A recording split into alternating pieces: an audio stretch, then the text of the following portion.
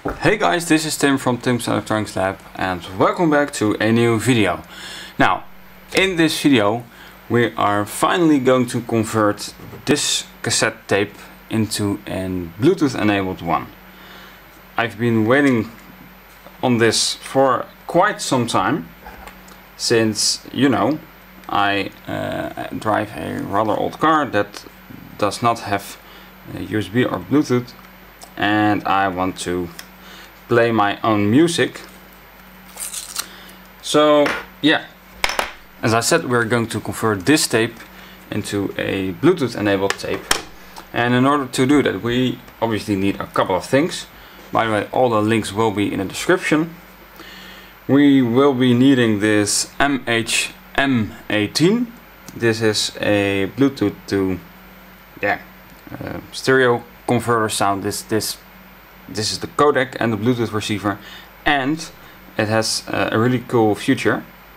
As you can see, there is a key solder pad over there at the top, and that can be used to solder a wire to it with a resistor divider network, and that you can connect 4 buttons to: play, pause, power, forward and backward, and it allows you to control the music that's playing.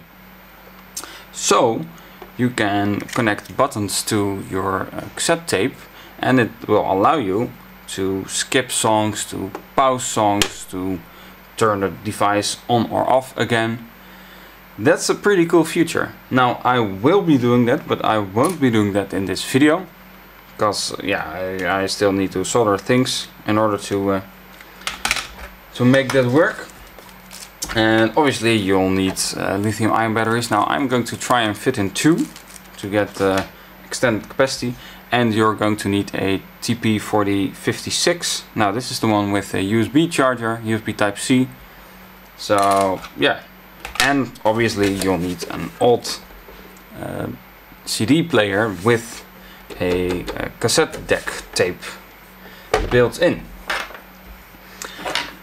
Now we're going to take this thing apart, because we will be needing the playhead that's inside of this thing.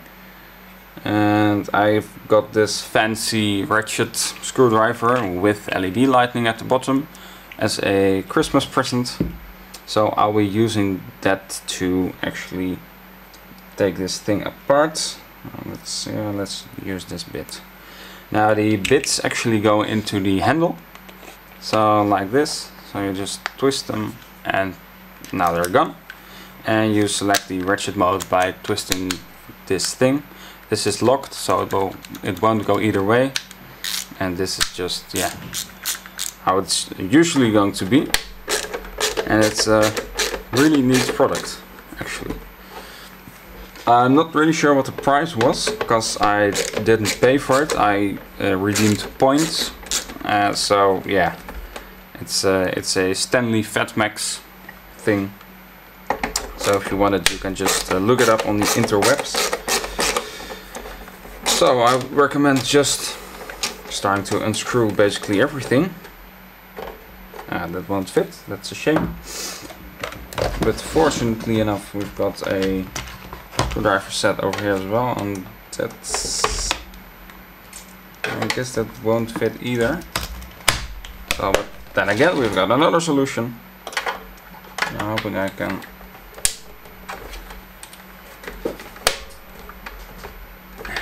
All we need to do it the needle nose plier way.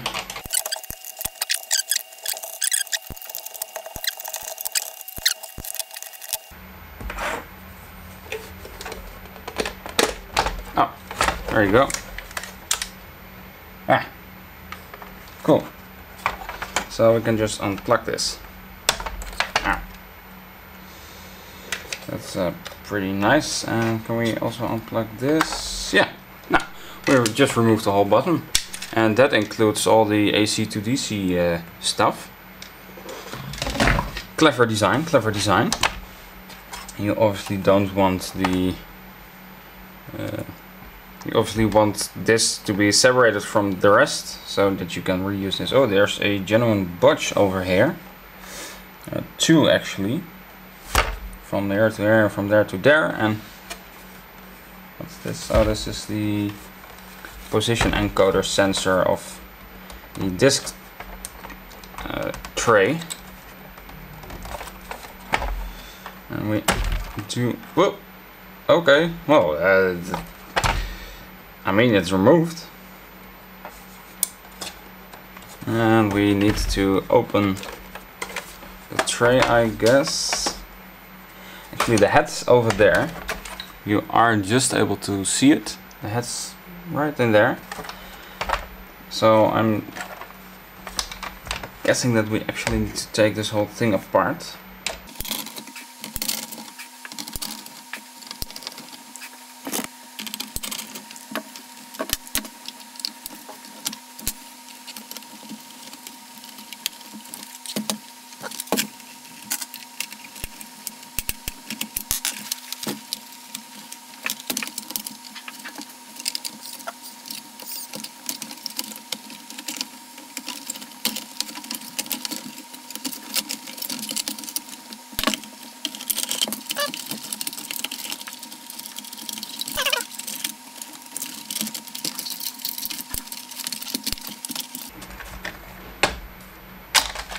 There you go.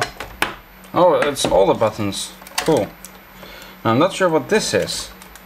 I think this is just a tensioner. But here is our head. And it consists of 3 wires. Oh, are those labeled over here on the PCB? Not sure, but yeah, let's remove this. Finally. Oh. Almost finally. Finally, we can put this aside and focus us on the important part, the tape cassette deck mechanism. Now let's actually unscrew the head.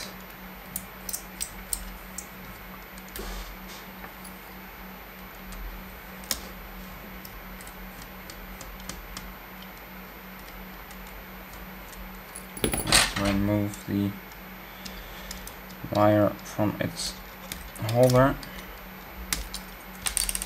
like so, and there is our head. It's, well, actually don't really care.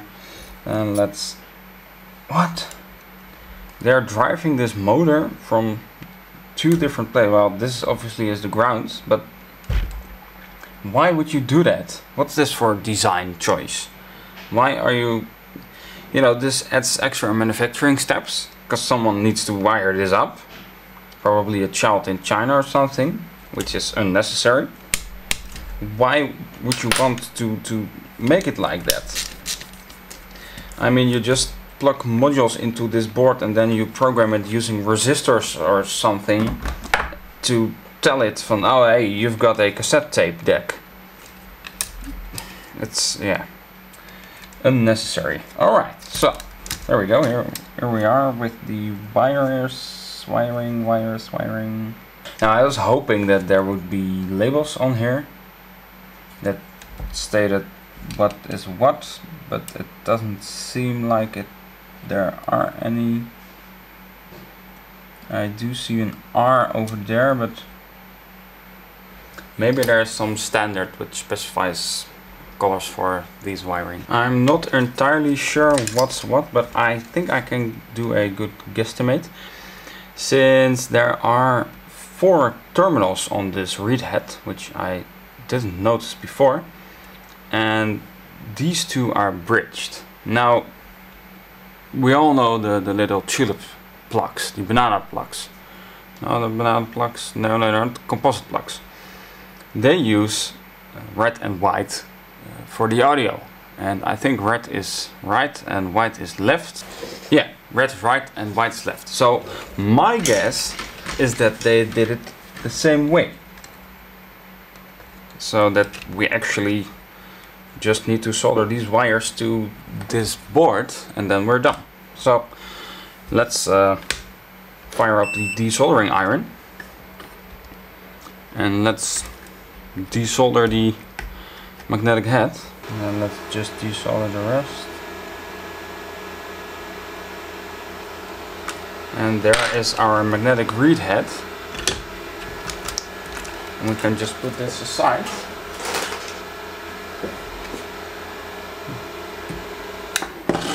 And we're done for now. So, yeah, as I said, I think that is the wiring coding.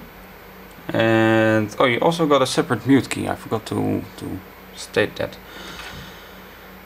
So, well, before we solder anything to this thing, we actually needed to convert this thing to use a 3.7 volt power supply, as currently it's configured to use a 5 volt power supply, and that can be done rather easily.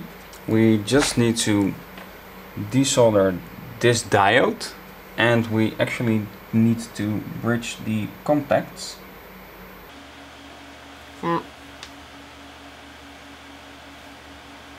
I'm hoping that when I heat the diode up for long enough,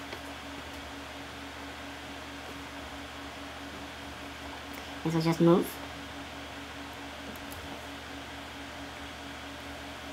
Because both sides of the diode get desoldered.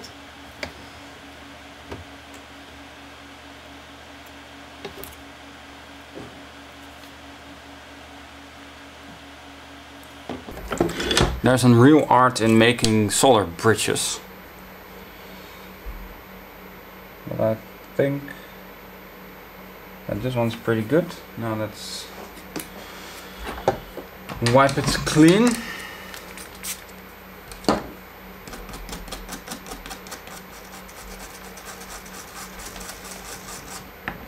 Like so. So now we do need to connect the reed head, but I'm telling, yeah, I think we're going to connect the reed head first. So again, left is white and red is right. So insert those into their holes.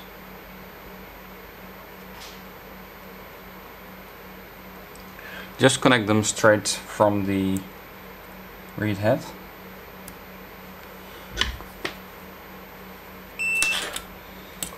And just solder them to the PCB.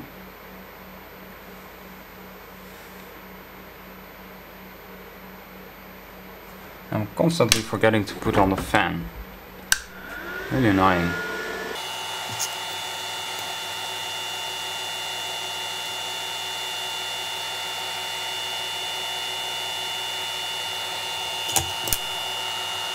So, okay. And the yellow is the ground.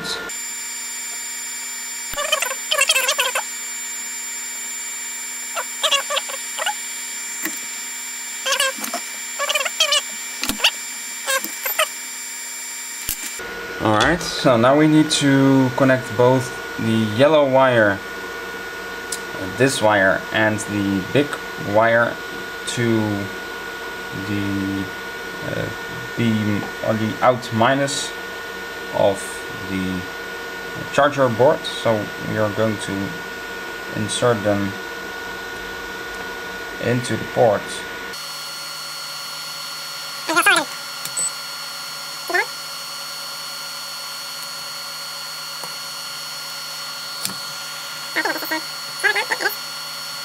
And we're going to solder this on top.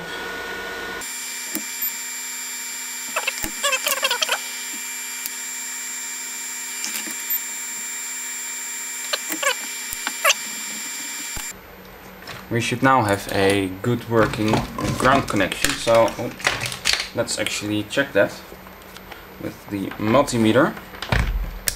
Check with the yellow wire.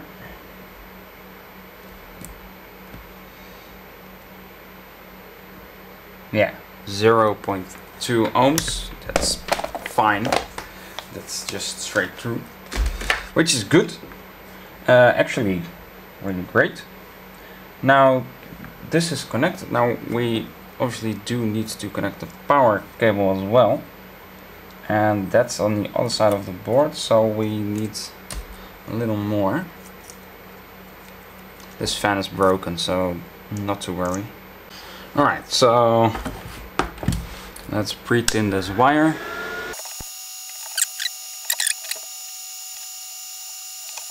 Okay, so now let's strip the other end.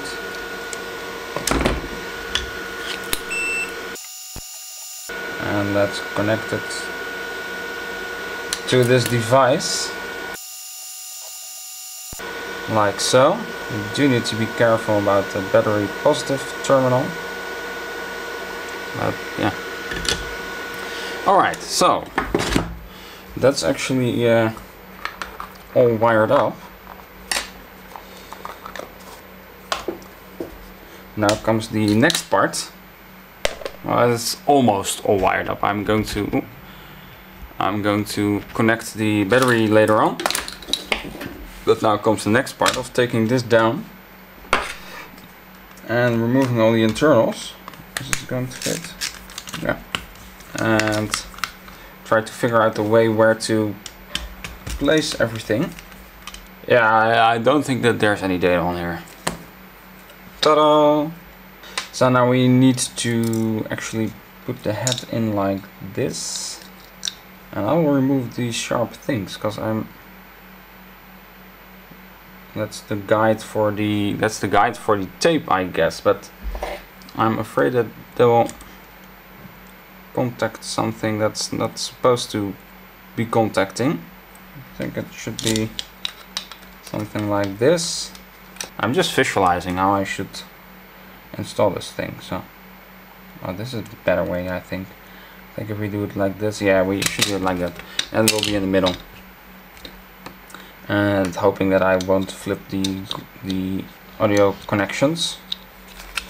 So I've got a mono cassette tape converter.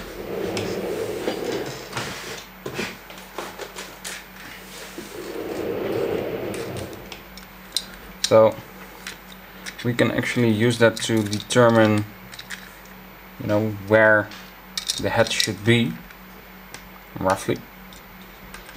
I think this is a rather good spot. So I guess that it's time to just cut away this piece of plastic over here. Yeah, that works a lot better. Now this is going to be tricky because we need to remove this thing. It was a lot less trickier than I thought it was going to be. So now we've got that sorted. So yeah, that's actually quite perfect. Now we do need to do the same on the other side. So I'm just going to make some scores on where I want to cut.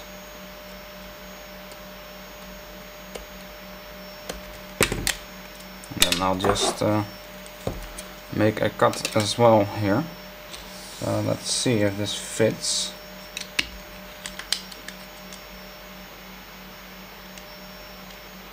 No, the top side is too shallow.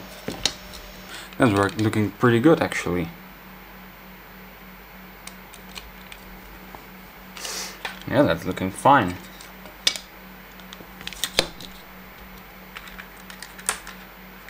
I think it's also about the same height as the head in this thing, but this is spring controlled. That's the only difference. But it's actually looking very good. Alright, so that's that. Oh. Now it's actually time to figure out how I'm going to lay this down.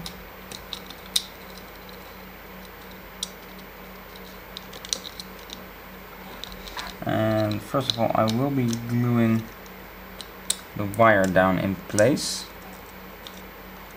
because I can see it. I can see the wires snap loose already.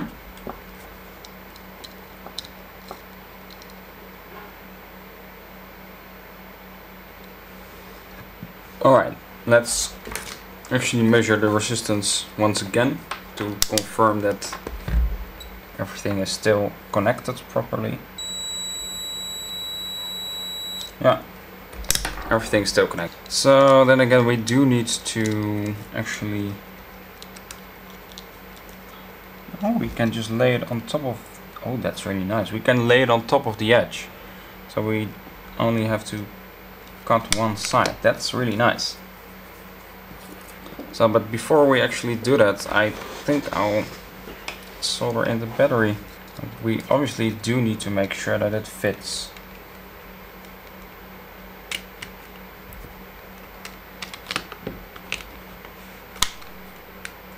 And it does. So yeah, there will be a place for one battery, sadly, but yeah, it's just the way it is. Let's solder in the battery.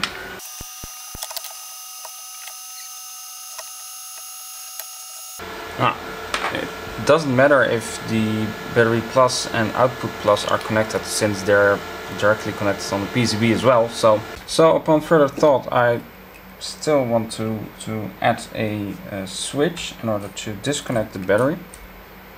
So I've got one over here that has a switch to it, so let's desolder that.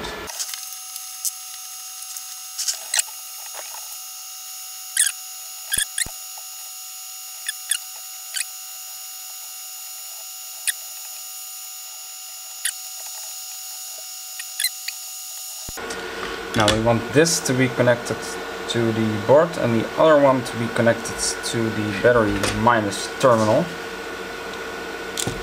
which is going to be an actual challenge because it's quite far in.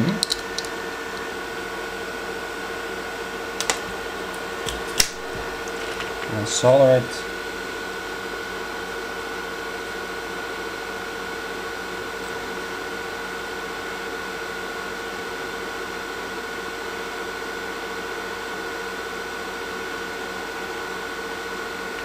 Like so.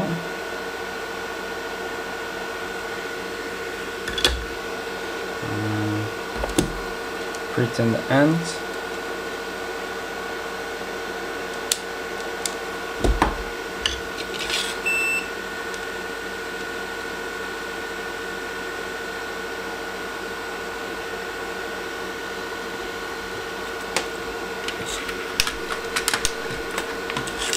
And solder that to the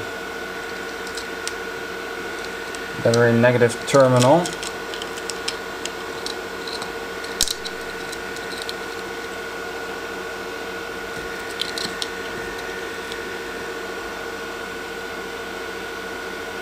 Like so.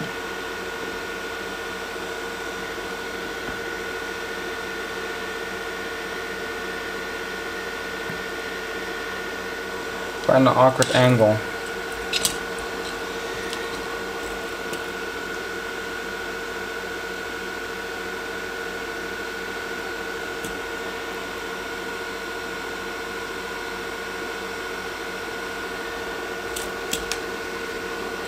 Alright, cool.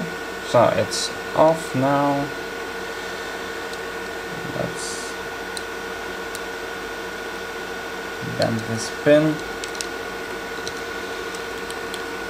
Actually, the battery does need to be in rather close proximity of the switch.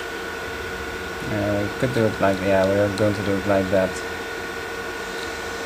So let's connect the battery to the system.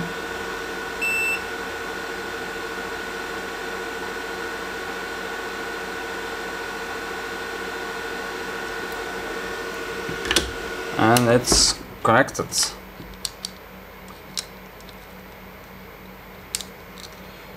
So the charger should go like this, then the power switch should go like that, battery should go like that. That's pretty manageable, I think. Let's start by gluing down the charger first.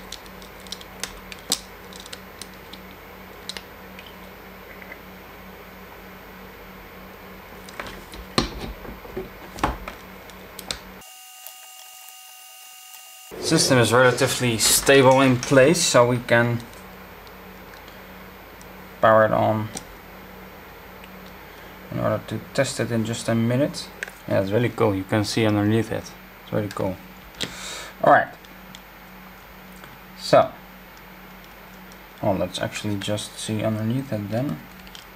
I do want to remove this wire since it is of no use, and there's the possibility to short this thing out if it moves.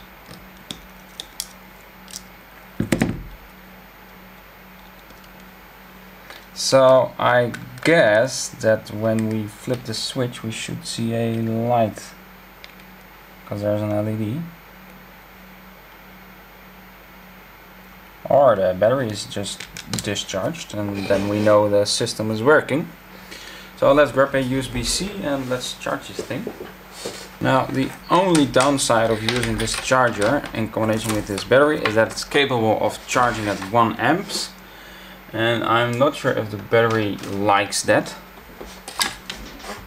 but this is a 500 milliamp charger, so let's charge it up, and there you go. Now this should also light, and it does, so it's working. Connector is really sturdy.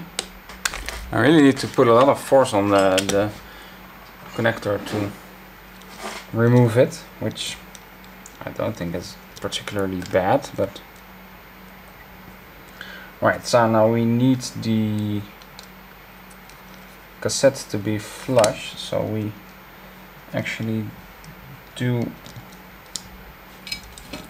Let's actually see if this fits. Yeah, except for the USB-C thingy then. I think that this should fit. Well, actually, let's just let's mark the USB-C connector so we can cut it out. Oh, it actually fits. I do need to trim a piece of the USB-C cut out, but it actually fits rather nice. So that's now we do need to shrink down the pins a little. Pins of the connector are a little bit too long.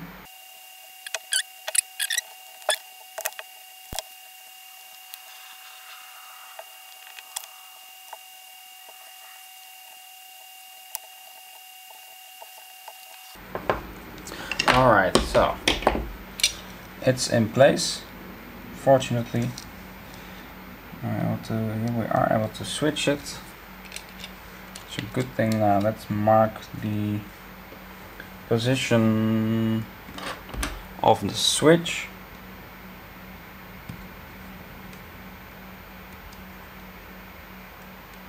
Yeah, it does a lot. It's bulging a little, but you know, I think they accounted for some tolerance in this thing. So let's put the screws back in here and let's test it out.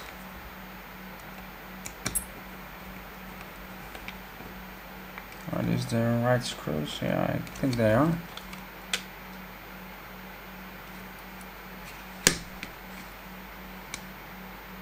I don't have any others.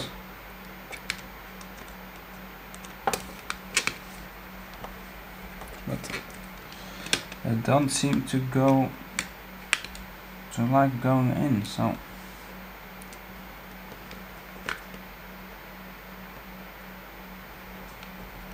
there you go. That's a trick I learned from another YouTuber. I'm not sure what YouTuber it was again, but if you're trying to screw self-tappers back in, always make sure that you reverse them up to the point that they're slipping over the threads that you're trying to insert them into, and then start to tighten them. Otherwise you're just cutting new threads, and eventually you're left with no threads, so you can't screw screws back in. So that's the final screw. So this is it. the DIY Bluetooth tape adapter. So let's grab my phone and try to connect to it. So actually let's also plug it in. Turn this off.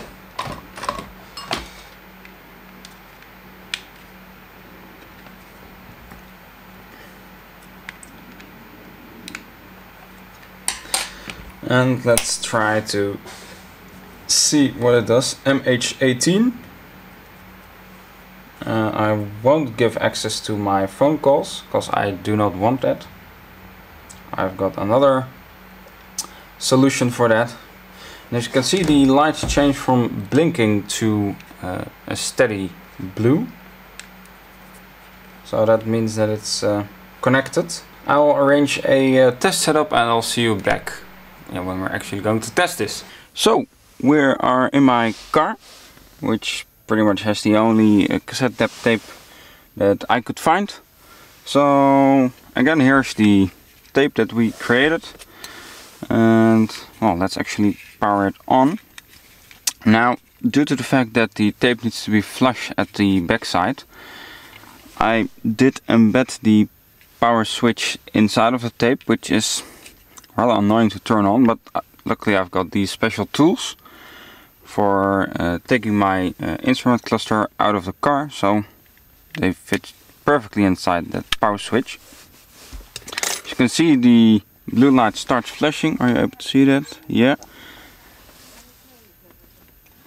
So when we go to the phone, we can connect to a device and it will show up MH-M18, and just click on it, and here you can allow the receiver to also be used during phone calls. I will do that, so just click pair, and it's paired now, and you should see the indicator light go a steady blue. That means that it's ready for use. So let me turn on my stereo here. There you go.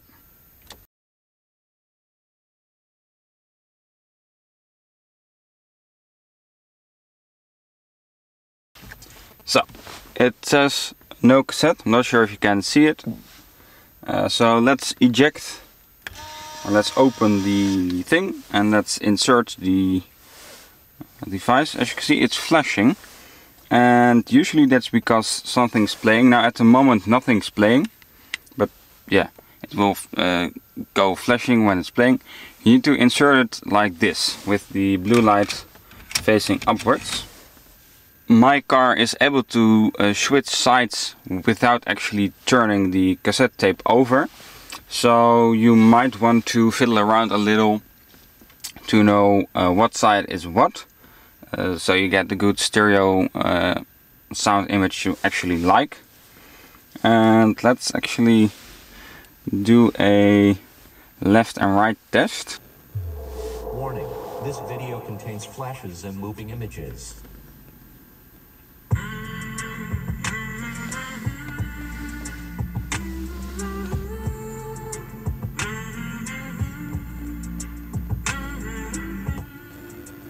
Wow, it's really, the left and right channel mappings are good. That amazes me. That really amazes me. So I think I can also adjust some of the settings. Yeah, it really messes up the image.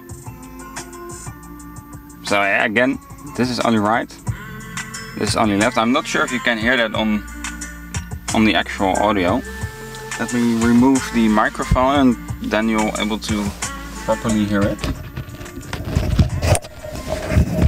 So this is the left speaker.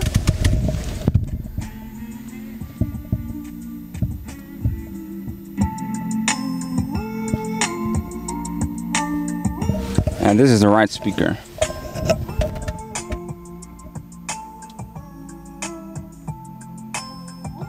These are both. So that's really cool. That's really cool. You know, focus. Oh, I think I'm zoomed in too far. Please subscribe to Master Study. Oh, no I won't, sorry. So that's really cool. Now let's play some royalty-free music.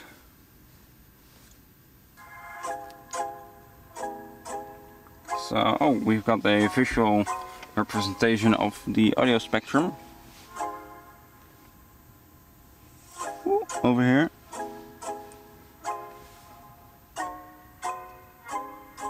So we can see what the quality is like.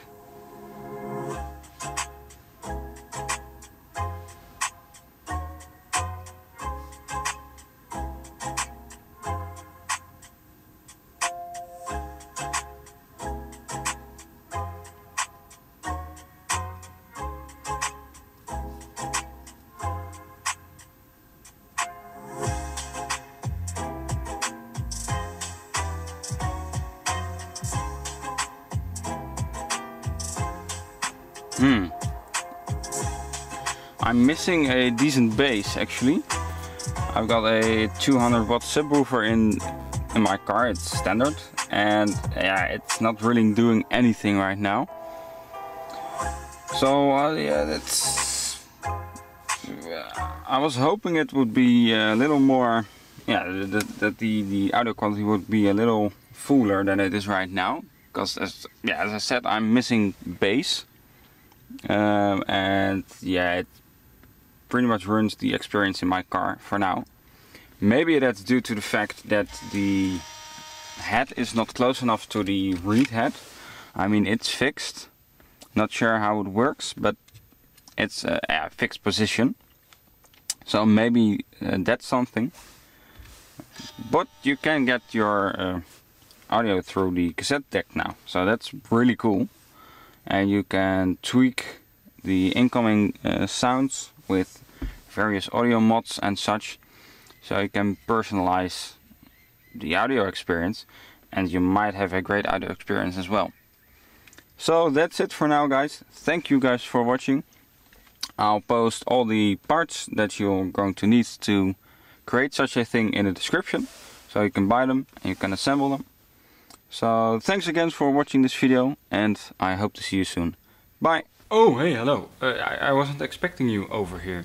Well, if you want, you can also view 2 other videos of me.